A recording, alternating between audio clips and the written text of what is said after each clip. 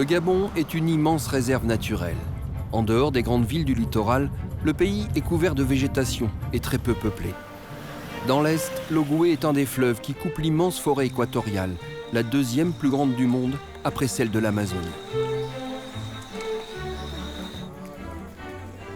Les familles d'ici font un peu de culture et d'élevage, mais l'activité principale des hommes, c'est la chasse. 2 ou 3 fois par semaine, ceux de Doumé quittent leur village pour s'enfoncer dans la forêt. Ils chassent de nuit et toujours en équipe, un chasseur accompagné d'un porteur. Car leur proie, c'est le gros gibier. Et pour l'avoir, il faut d'abord marcher des heures avant de monter un campement, là où la végétation est la plus dense, au plus près des animaux.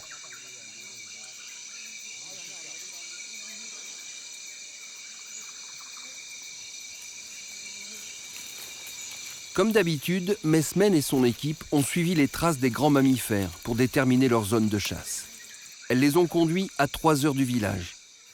Les animaux sont là tout autour et le danger aussi. Pour se protéger, chacun a ses astuces et surtout son animal totem, celui qui vous correspond et ne vous fera jamais de mal. Il suffit d'y croire. Bon, ça, ce qui me protège, c'est juste la panthère. La panthère, quand je marche en forêt, ça c'est un totem. Donc, si par exemple je marche en forêt, s'il me voit aussitôt aussi, il peut aussi fuir. Donc, il ne peut jamais venir auprès de moi, m'attaquer. Non. Quand il me voit déjà, aussitôt il fuit. Ma sécurité par voie, c'est la cigarette. Quand j'ai ma cigarette, quand je fume, même si l'éléphant il est loin, il fuit. Il me libère la route. Allez, je passe. Et aussi une feuille en brousse. Fait fuir ces bêtes-là. L'éléphant, gorille, une feuille en brousse, tu prends ça. Et c'est pas les aïeux, montré par le papa, tu mets dans la poche. Si l'éléphant à côté, il fuit. La panthère à côté, gorille à côté, il fuit. Le serpent là, il quitte. Et l'animal le plus dangereux, c'est quoi? L'animal le plus dangereux, trop, c'est l'éléphant. L'éléphant, lui, quand il voit la torche, il ne te fait pas de cadeau. Il vient calmement chez toi te déchirer. L'éléphant, la panthère peut voir la torche, tu le vois comme ça, tu le torches. Vous pouvez me faire 30 minutes, la panthère, elle te regarde, tu regardes les autres. Après, il fait demi-tour.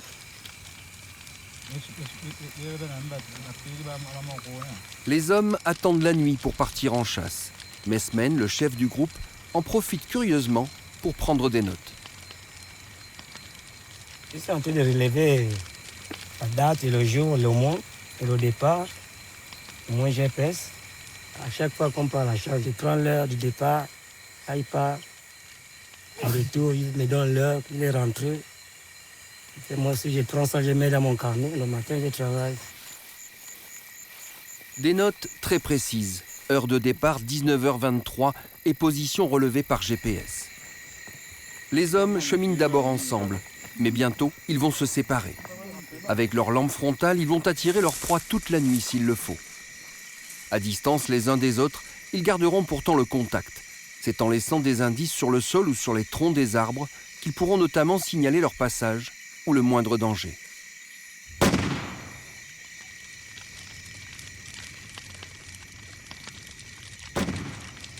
Faute d'argent, les hommes n'avaient que quelques cartouches. Toutes ont été utilisées et les tireurs ont fait carton plein. Bilan, 4 antilopes et 2 gazelles, mais aussi une grosse frayeur au milieu de la nuit. On est parti, on a tiré la première gazelle. On a tiré l'antilope, après l'antilope, voilà. Maintenant, on a croisé l'éléphant, commencé à grogner là. Et là, on a arrêté les cloches, on a pris un peu à fuir, on a laissé la route. On s'est mis à côté. On a crié, l'éléphant est parti. Ils étaient un troupeau, ils étaient avec les enfants. Quand on a compris, l'éléphant, il a grondé. Oh, il dit, oh les gars, allons. On s'est éparpillé. Et là, on a continué à faire la chasse. On a tiré notre antilope, on a tiré encore une gazelle. On a fait 6 coups. On est arrivé à 3h12. C'est simple, partis à 19h26, les hommes sont donc rentrés à 3h12. C'est précis et tout est consigné dans le petit carnet de Mesmen. Grâce à son GPS, il a également relevé tous les lieux où les bêtes ont été abattues. Très inhabituel pour un chasseur. Il ne reste plus aux hommes qu'à rentrer avec sur le dos plus de 100 kilos de viande de brousse qui seront vendus à bon prix en ville. Le travail n'est pas pour autant terminé. il y a d'autres informations à noter sur le petit carnet bleu. Espèce abattue, sexe et poids de l'animal.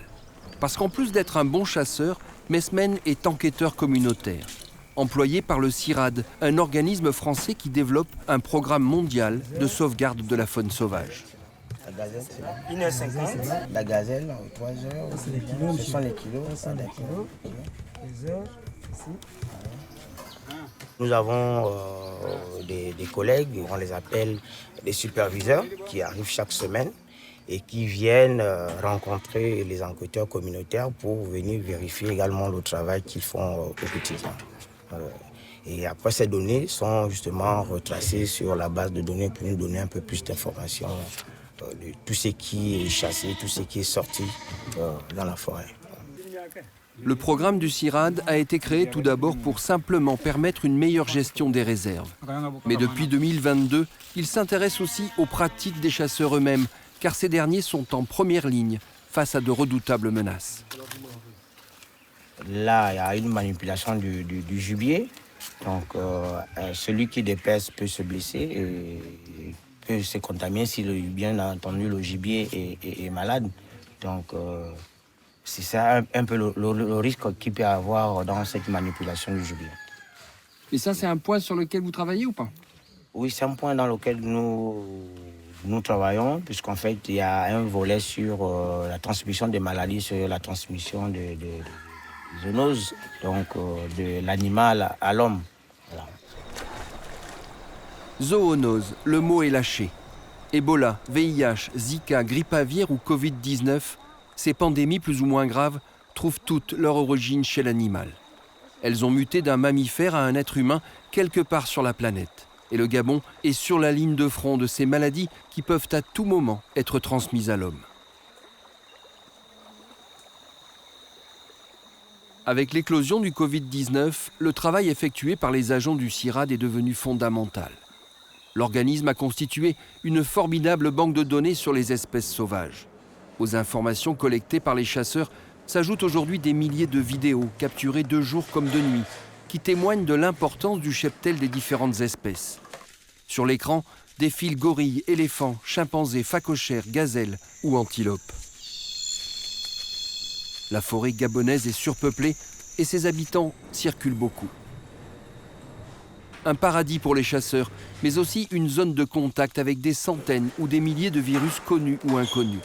Chasseurs et habitants, pendant longtemps, n'ont pas eu conscience du danger. Mais quand Ebola a tué plus de 10 000 personnes sur le continent en quelques mois, tout le monde a compris. Au préalable, il suffisait de faire cuire la viande et on avait l'impression de penser qu'on avait tout supprimé, mais on est en contact avec la viande dès qu'on la chasse, dès qu'on la tue. Donc au départ, il était quand même assez difficile de convaincre les populations qu'il existe des parasites, des pathogènes sur les animaux qu'ils ont l'habitude de consommer. C'était difficile de les convaincre, mais avec Ebola, ça a été plus simple de faire comprendre aux gens que ces parasites, ils existent et ils peuvent être nocifs. Selon l'Organisation mondiale de la santé, plus de 1800 virus connus ou inconnus pourraient devenir des zoonoses. Et tous les mammifères des forêts d'Afrique centrale pourraient être porteurs de quelques-uns d'entre eux. En amont, ce sont les stars du Covid-19, pangolins et chauves-souris, qui sont les réservoirs de ces maladies potentiellement dangereuses.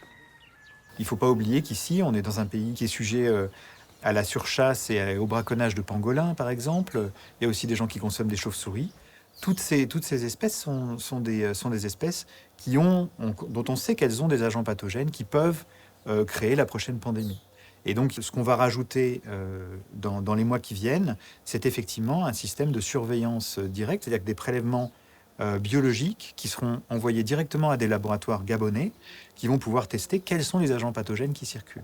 Et les chasseurs vont être formés pour pouvoir faire ces prélèvements. Et sur cette base-là, on aura donc un système plus élargi et aussi un système de réponse à ce risque, pour qu'on n'ait pas la prochaine pandémie mondiale qui vienne d'ici. La biodiversité dans cette immense forêt est exceptionnelle. Les échanges entre espèces y sont donc plus importants qu'ailleurs et plus dangereux. Des zoonoses célèbres sont nées ici. Il y a un siècle, le rétrovirus VIH, le sida, est passé d'un chimpanzé à un homme plus au nord, en territoire camerounais. Plus récemment, Ebola est apparu à l'est, en République démocratique du Congo. Dans l'est du Gabon, on trouve un des meilleurs centres de recherche du continent dédié aux maladies virales, le CIRMF, Centre interdisciplinaire de recherche médicale de Franceville. D'importantes recherches sur le sida y ont été menées dès les années 80. À cette époque, les expérimentations étaient encore faites sur des grands singes.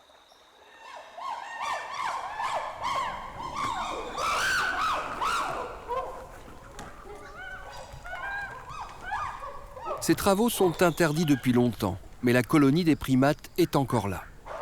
Les équipes du centre prennent grand soin de ces animaux qui ont été leurs auxiliaires et ont contribué au progrès de la science. Il y a quelques années, les gorilles ont pu être réintroduits dans le milieu naturel, mais c'est beaucoup plus compliqué pour les chimpanzés, qui ne peuvent plus se passer les humains. La seule solution serait de les installer sur une île sur le fleuve. Hélas, faute d'argent, cela n'a pas encore été possible. Là, on a Nioni, c'est une femelle qui a 32 ans déjà. Elle est née ici au centre.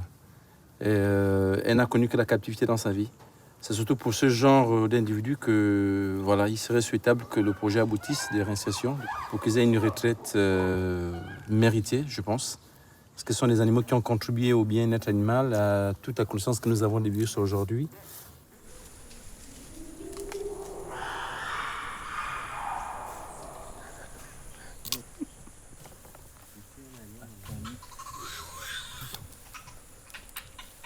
Dans le cas de mandrille ici, la colonie de mandrille, elle est porteuse d'un virus qu'on appelle le SIV. C'est ce virus qui, passé chez l'homme, a muté et a donné le HIV.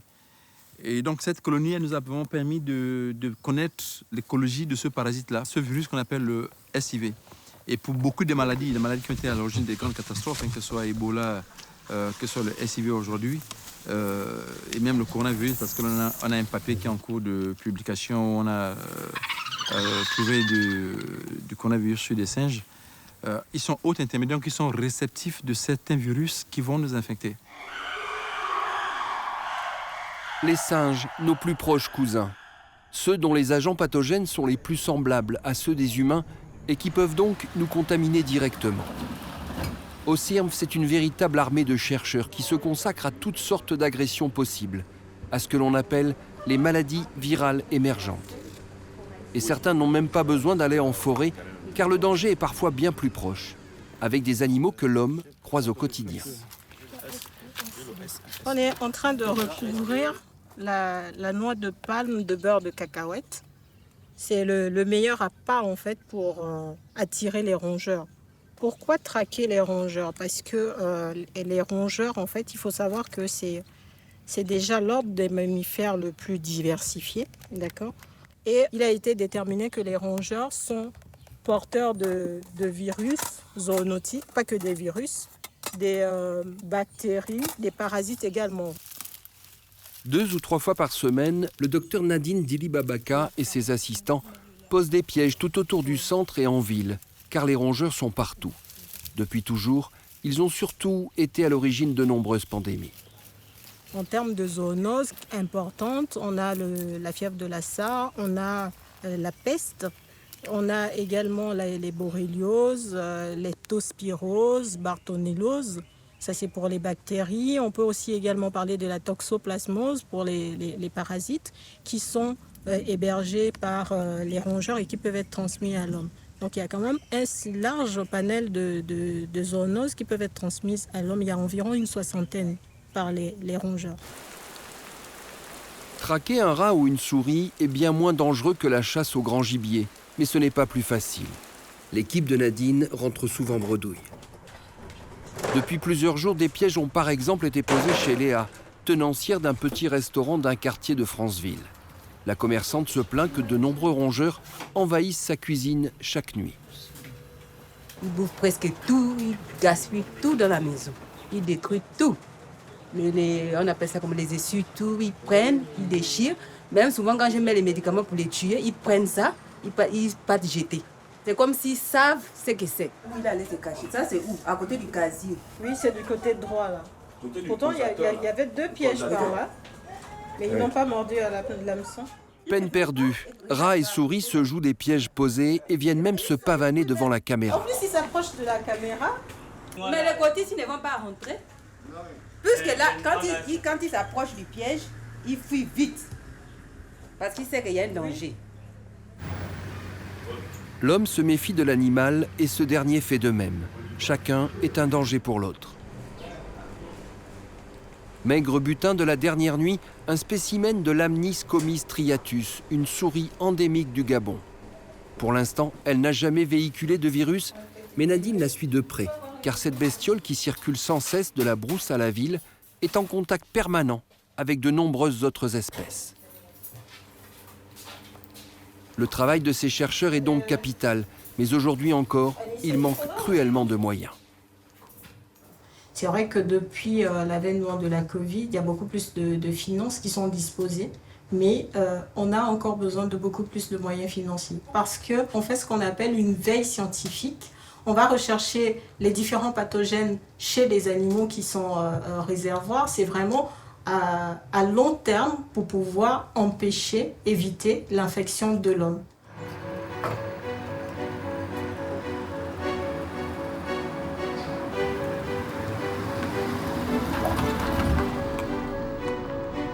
Branle-bas de combat au CIRM ce matin.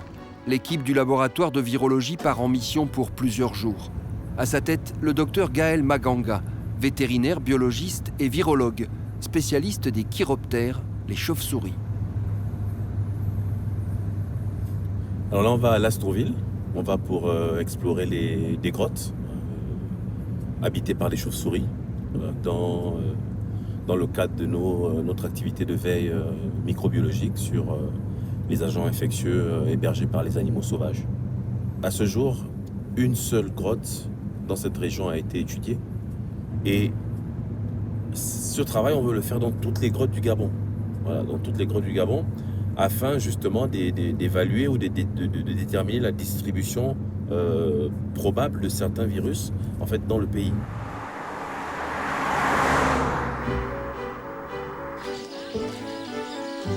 Une étude de terrain au Gabon, c'est une véritable expédition. Il s'agit de se déplacer avec son propre laboratoire dans les coins les plus reculés du pays. Table, outils, matériel médical, vivres. Aux 4 membres de l'équipe, il faut ajouter 4 porteurs. Objectif, la grotte de Plaon, située sur le territoire du clan Boumouandra.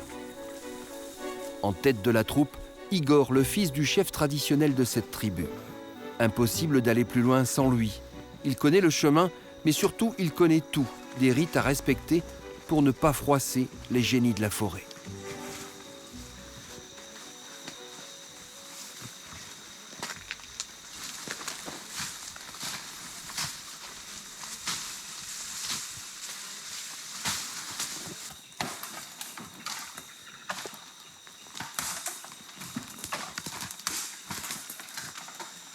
Deux heures de marche en tout. Les derniers kilomètres sont les plus difficiles. Une dernière montée très ardue et la grotte de Plaon se découvre enfin au pied d'une falaise. L'endroit est une sorte de gouffre très bien caché, un véritable paradis de la biodiversité. Impossible d'y pénétrer sans sacrifier aux divinités locales.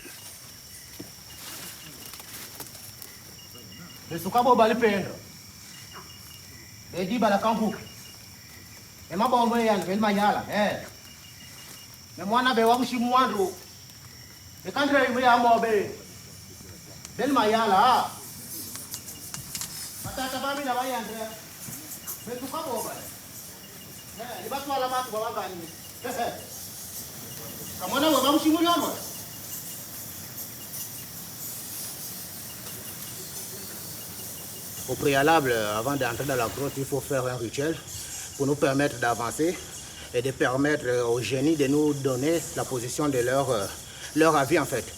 Donc quand les chauves-souris sortent, ça signifie que les génies ont répondu.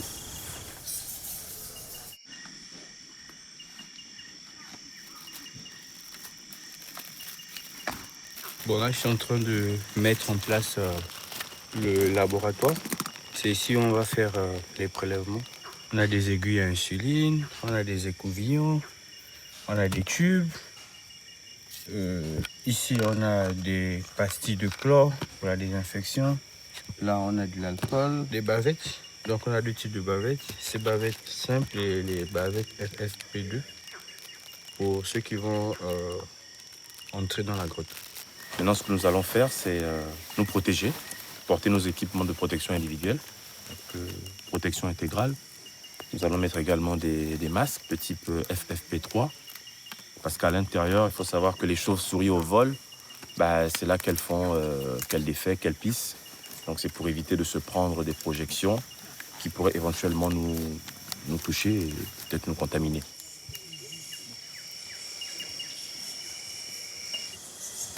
Seul Igor, le maître des lieux, descend dans la grotte sans la moindre protection. Il est, dit-il, sous la bonne garde des génies. Et puis de toute façon, lui n'a pas peur d'Ebola.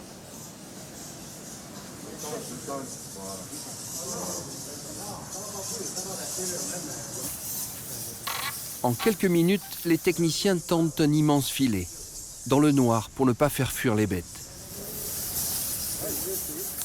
Ces dernières ne mettent pas longtemps à se prendre les ailes dans le piège invisible.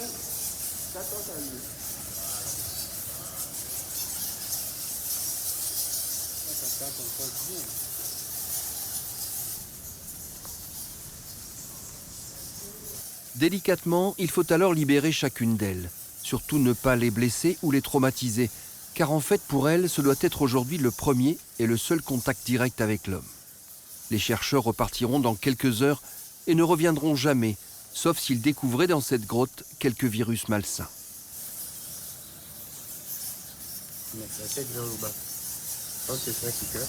Avec beaucoup de précautions et malgré la difficulté du terrain, il faut ensuite remonter chaque bête à la surface. Petite surprise pour cette première visite dans la grotte de Plaon, ces chauves-souris du type roussette du Nil ont une étrange couleur. Les spécimens qu'on rencontre dans les grottes sont noirs, en général les femelles, ou parfois sont grisés. Et là on a une coloration jaune, donc on va faire une photo pour immortaliser ça. C'est parfois le pigment qu'on retrouve dans la roche, qui parfois colore la peau ou le poil de ces animaux-là. Voilà. Chacune des 18 bestioles attrapées cet après-midi est mesurée et pesée. Des prélèvements sont ensuite effectués avant la prise de sang. Les bêtes seront ensuite relâchées. Le but est la recherche de toute trace de virus, de bactéries ou de parasites inconnus, anormaux ou suspects. L'objectif est encore une fois de protéger l'homme par anticipation. Les animaux sauvages sont très prisés parce que c'est du gibier, en fait, c'est des protéines animales. Donc ce sont des espèces, pour certaines, qui sont chassées pour la consommation. Et donc, ces pratiques-là de chasse, l'homme qui exploite régulièrement la forêt, ce sont des pratiques, en fait, qui, à un moment donné, mettent en contact l'homme et l'animal. Donc, ce travail a tout son sens pour justement identifier les espèces qui pourraient représenter un risque pour l'homme parce qu'elles sont porteuses de virus et surtout les zones dans lesquelles on retrouve ces espèces-là qui pourraient menacer la santé humaine par les pratiques en fait de l'homme qui sont celles d'empiéter sur l'habitat de ces animaux-là. Oui, à l'heure où ailleurs dans le monde, on parle surtout de tests et de vaccins, le travail de ces chasseurs de virus prend tout son sens. Mieux vaut empêcher une pandémie que de lutter contre elle. Il s'agit de permettre à l'homme de continuer à vivre au contact de la nature.